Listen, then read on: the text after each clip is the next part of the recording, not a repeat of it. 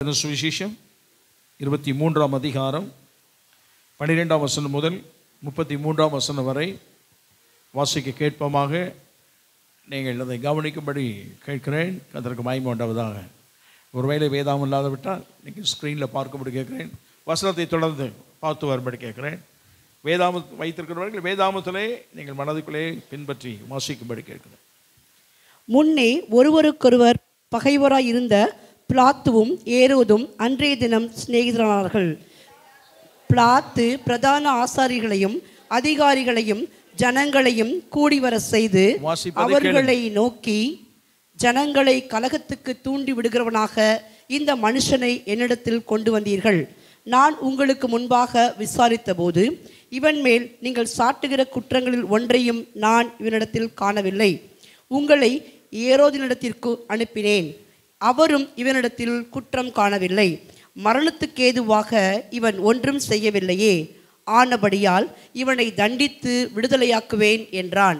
பண்டிகை தோறும் அவர்களுக்கு ஒருவனை அவன் விடுதலையாக்குவது அவசியமாயிருந்தபடியால் அப்படி சொன்னான்.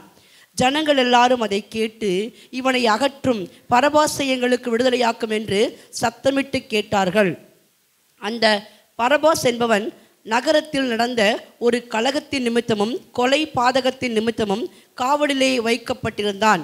பிலாத்து இயேசுவை விடுதலையாக்க மனதாய் மறுபடியும் அவர்களிடத்தில் பேசினான். அவர்களோ அவனை சிலுவையில் அறையும் என்று கூக்குரலிட்டார்கள்.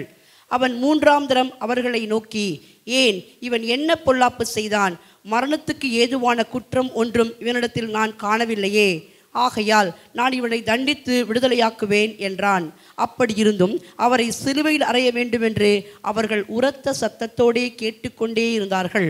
அவர்களும் பிரதான ஆசாரியரும் இட்ட சத்தம் மேற்கொண்டது.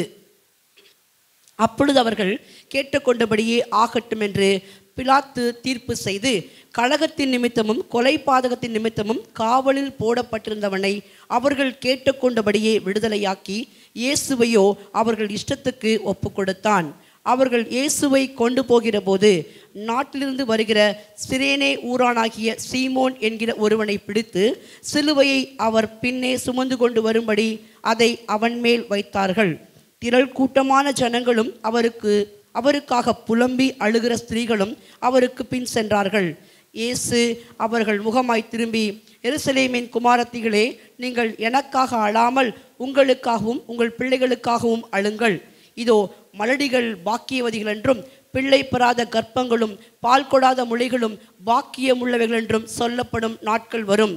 அப்பொழுது மலைகளை நோக்கி எங்கள் மேல் விழுங்கள் என்றும் குன்றுகளை நோக்கி எங்களை மறைத்து கொள்ளுங்கள் என்றும் சொல்லத் தொடங்குவார்கள்.